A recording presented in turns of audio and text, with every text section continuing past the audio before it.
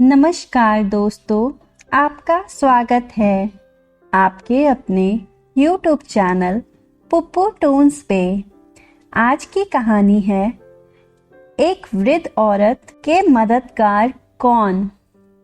किसी ज़रूरतमंद की मदद करना अच्छी बात है, लेकिन इस कहानी में जिस तरीके से मदद की गई है वो तरीका दिल को छू ले ऐसा है।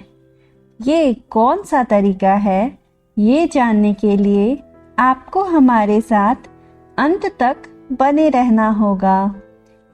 तो चलिए शुरू करते हैं। एक लड़का पैदल किसी रास्ते से जा रहा था। उस लड़के ने देखा कि सामने वाले बिजली के खंभे पर कागज की एक पर्ची चिपकी पड़ी है और उस पर्ची में कुछ लिखा हुआ है। वो लड़का थोड़ा नज़दीक जाकर पर्ची में क्या लिखा है वो देखने लगा। उस कागज की पर्ची में लिखा था कि कल इस रास्ते से गुजरते वक्त मेरे 100 रुपए कहीं गिर गए थे। मैंने ढूंढने की बहुत कोशिश की, लेकिन मुझे वो नहीं मिले। कृपया इस रास्ते पर कहीं भी किसी को भी मेरे 100 रुपए मिले तो इस पते पर पहुंचा देना। पर्ची में उसका एड्रेस भी लिखा हुआ था। लड़के को ये पर्ची पढ़कर उस एड्रेस पे जाने का मन करने लगा। वो लड़का उस एड्रेस पे जाने के लिए आगे बढ़ने लगा।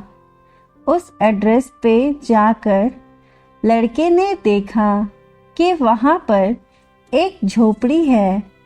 लड़के ने बाहर से आवाज़ लगाई तो उस झोपड़ी में से एक वृद्ध औरत लाठी के सहारे बाहर आने लगी। लड़के को पता चल गया कि वो वृद्ध औरत सिर्फ अकेली ही इस झोपड़ी में रहती है।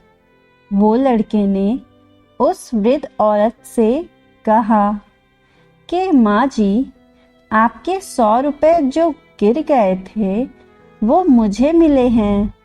ये रहे आपके 100 रुपए। उस लड़के की बात सुनकर वो वृद्ध औरत रोने लगी और कहने लगी कि बेटा, अब तक करीब 15 से 20 लोग मुझे 100 रुपए देकर जा चुके हैं। बेटा, मुझे ठीक से दिखाई भी नहीं देता है और मुझे पढ़ना लिखना भी नहीं आता है। पता नहीं किसने मेरी ऐसी हालत देखकर मेरी मदद करने के लिए ऐसा किया है। लड़के ने 100 रुपए रखने के लिए कहा, पर वो वृद्ध औरत नहीं मानी। लड़के के बहुत आग्रह करने के बाद आखिर में वो वृद्ध औरत मान जाती है, लेकिन वो उस लड़के से कहती है कि तुम जाते वक्त वो पर्ची वहाँ से फाड़ कर फेंक देना। मुझे पता नहीं कि किसने मेरे पे तरस खाकर ऐसा किया है। लड़के ने कहा, माँ जी, आप इस बात की फिक्र मत करना, मैं वो पर्ची फाड़ दूंगा। अब वो लड़का उस वृद्ध औरत के घर से निकल जाता है। थोड़ी देर चलने के बाद उस लड़के ने सोचा कि आखिर मुझसे पहले आए हुए उन 15-20 लोगों को भी इस माँ जी ने वो पर्ची फाड़ने को कहा होगा, लेकिन उनमें से किसी ने भी पर्ची को नहीं फाड़ा, तो फिर मैं क्यों फाड़ दूं? वो लड़का उस पर्ची को बिना फाड़े ही वहाँ से चला जाता है।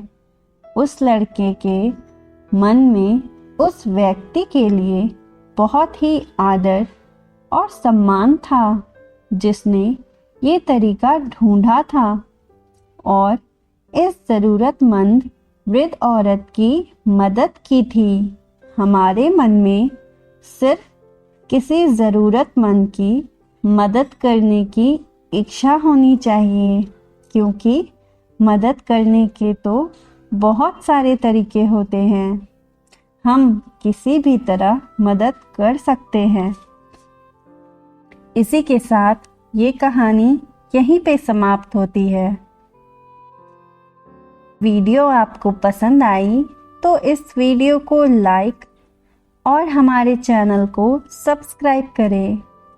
अंत तक बने रहने के लिए आप सभी का धन्यवाद।